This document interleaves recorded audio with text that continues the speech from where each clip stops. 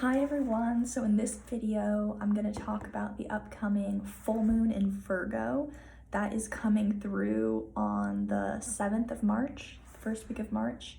And so with any full moon, the luminaries, the sun and the moon, are going to be at opposite degrees of the opposite sign. So in this case, the lunation is going to be happening at 16 degrees across the Virgo-Pisces axis. It's a very interesting lunation, and I feel like it's kind of marking the closure of a lot of cycles that have been going for a really long time in our lives and the beginning of new ones in a lot of ways. So first I'm going to just kind of unpack some of the aspects that I thought were relevant in terms of this lunation, some themes that we might notice in our lives, and then I'll pull some tarot cards to maybe get some messages for the collective around how we can work with this energy and kind of at an archetypal level, how we can understand it. And so the sun in Pisces is co-present with Mercury and Neptune at the time of this lunation. And in the chart, it's in the 3rd house. And there's a lot of signatures around the mind, the qualities of mental processes, thinking, maybe being foggy or unclear, and then that kind of contributing to this kind of like background tension, that kind of, if we're kind of tend to notice that we get uncomfortable with things that aren't clear or foggy or ambiguous, we might notice some anxiety cropping up around this full moon, kind of coming to a head around how we are or are not taking care of our mental health in the ways that we need to, want to. And this is accentuated by the full moon chart having Pluto on the ascendant in Capricorn at the very anaretic degree. And so this is a really interesting thing to note, that Saturn and Pluto at the time of this lunation are both at literally the last degree of Saturn ruled signs. And so Saturn at the end of Aquarius and Pluto at the end of Capricorn. And this is closing out a huge, massive cycle with a lot of momentum behind it around this lunation. We could kind of see a lot of those Saturnian structures being tested or coming to a head in some sort of crisis illumination moment around authority figures, institutions that maybe are not in integrity but have existed for a really, really long time. Pluto's been in Capricorn since like 2008. Saturn has been in back-to-back Saturn ruled signs since 2020. And so we're kind of entering this new cycle with Saturn into Pisces, of these kind of like redemptive waters coming in, imagination, creativity, hope, faith, kind of themes around spiritual introspection. We might see the rise of kind of groups, societies, collectives devoted to spiritual, metaphysical, esoteric exploration, and kind of widespread disillusionment would be a term that I think is really ripe for this lunation and in the next kind of cycle that we're entering into potentially, around disillusionment with the way things are and hope that they could be different. And with this lunation kind of starting to acquire the knowledge and the inquiry and the curiosity to kind of get in touch with those new ideas, those new visions for how we could be living, these new religious ideas, or not even as just more maybe more of an academic context, or more of just kind of like picking up a really interesting book around crystals or herbalism or gardening, or kind of wanting to get our hands back into the dirt with the full moon in Virgo, very much like, what am I tending to? What are the daily habits that I'm nurturing? How can I get connected to the earth and my community, my immediate environment, and kind of devote myself to healing what is broken in my immediate life? And then so we can also do this on a larger level with our culture, which seems very broken. We're seeing mental health crises and anxiety and all of these conditions coming to a head as what is no longer working is being made very, very clear that it's not working in the way that we're producing these conditions that are not sustainable, of extreme tension and workaholism, and kind of put your head down, one foot in front of the other, head against the wall, like a rational irrationality, if that makes sense. kind of using these really old systems of how the world should be or how work should be, 8-hour workday, all of these kind of old, outmoded ideas about the world, and kind of new visions kind of coming in, which I think really mark this lunation.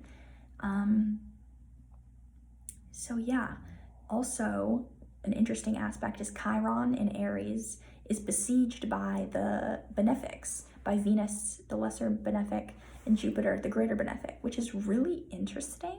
There's kind of this energy of, again, maybe mental health themes, what's the quality of our mind, anxiety, tension, low-lying manic-like feelings of just kind of this like excessive mental stimulation, I would say, kind of crazy new visions. And then also with Saturn and Pluto at the anaretic degrees of Capricorn and Aquarius, again, themes of breaking points, breakthroughs, breaking down to breakthrough, and then also kind of there's support here to kind of heal wounds that have existed for a really, really long time.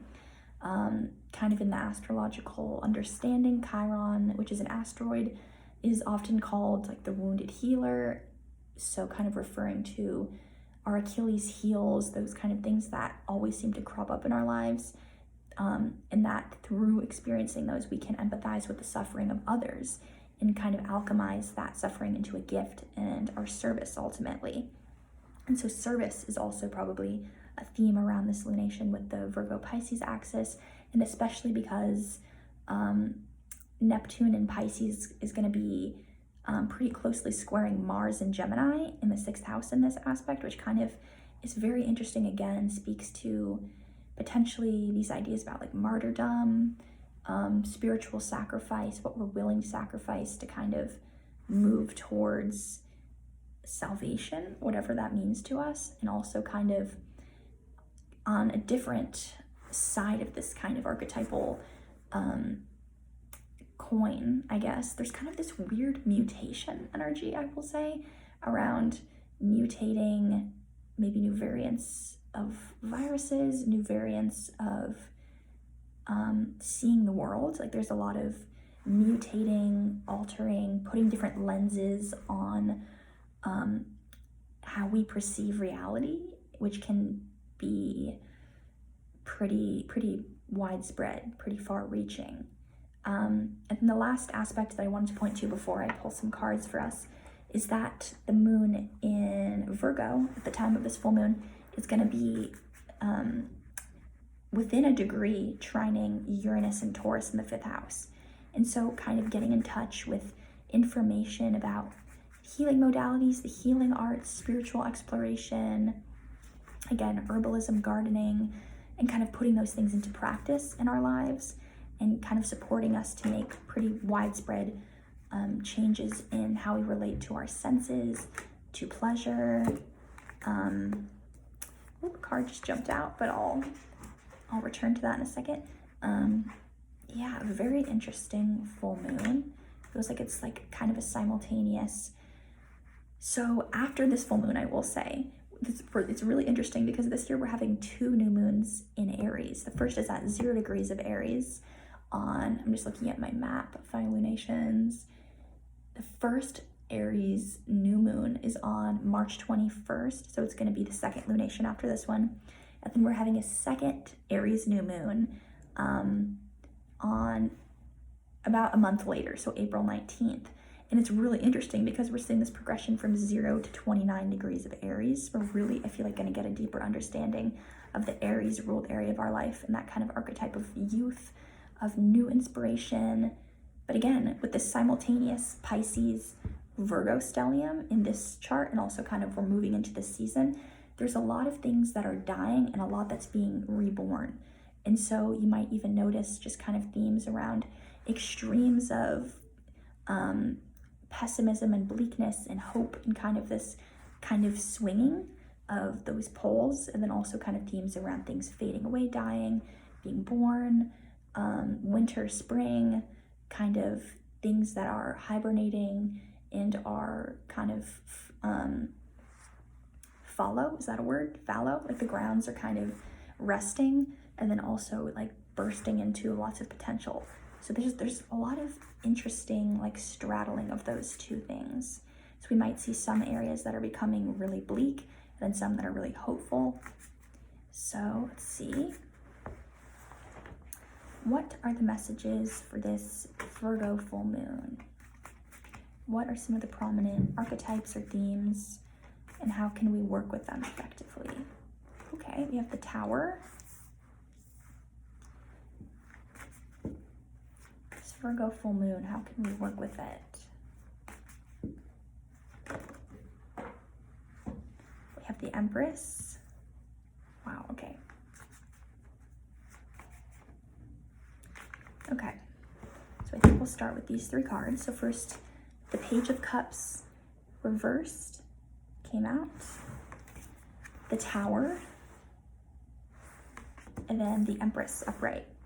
And I feel like the Tower and the Empress upright really speaks to this theme of the kind of moon squaring Uranus aspect in earth signs around redefining our relationship to resources. I wonder if there will be kind of some prominent things in the news around like oil companies, fracking, pesticides, agriculture, things coming out around realities about how we're currently treating the earth and resources, and how we're kind of using this extractive, exploitative industrial revolution model to interact with the earth, and kind of rethinking that with the moon in Virgo trining Uranus, about how can we interact with the earth in a regenerative, loving way where we're giving back and we're kind of replenishing, the focus on replenishment and changing.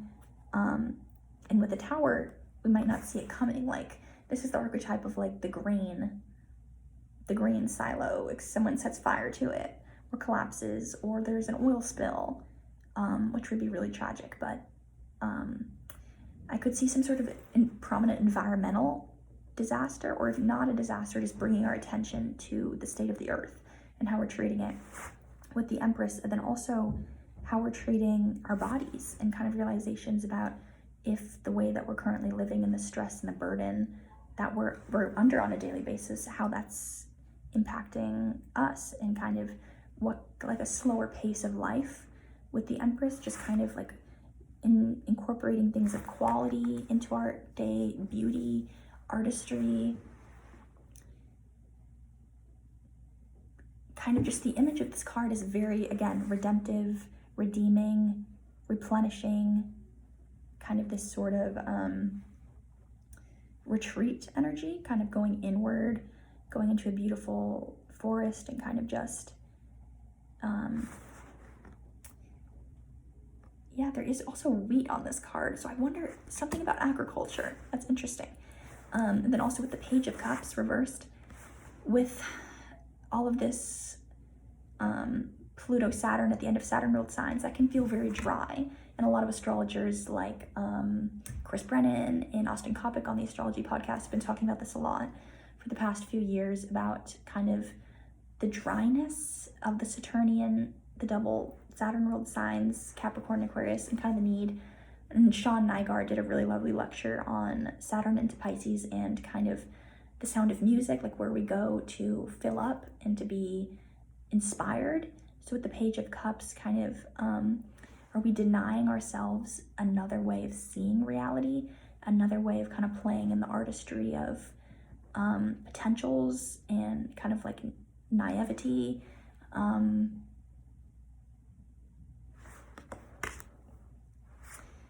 The Page of Cups reversed has been coming up reversed a lot for me too, so maybe this is a message for me, not so much for the collective, but let's see if any more cards want to come out. This Pisces, Virgo axis, what wants to emerge for this Virgo full moon? Okay, we just got a lot of cards. Let's see.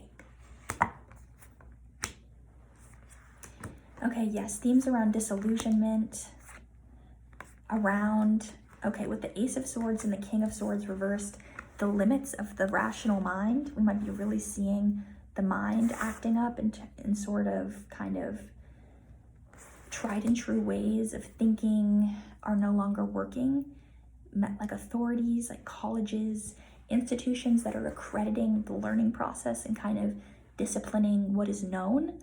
We're seeing gaps in this sort of area. Yeah, let's see, the Seven of Cups reversed along with the Page of Cups reversed. I feel like, yeah, it really speaks to this idea of disillusionment. What are we romanticizing that is no longer a possibility? And what possibilities do we want to sow for the future?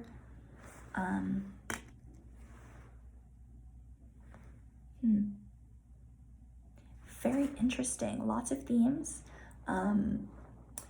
I think I'm gonna end the video here because it's getting really long, but comment down below if you have any ideas, any patterns that you've been noticing as of late, and if we get closer to the Virgo full moon, you notice anything. Yeah, feel free to send me an email at projectvenusrising@gmail.com to chat about the current transits or to book a natal chart reading. So yeah, thank you so much for watching and have a lovely day.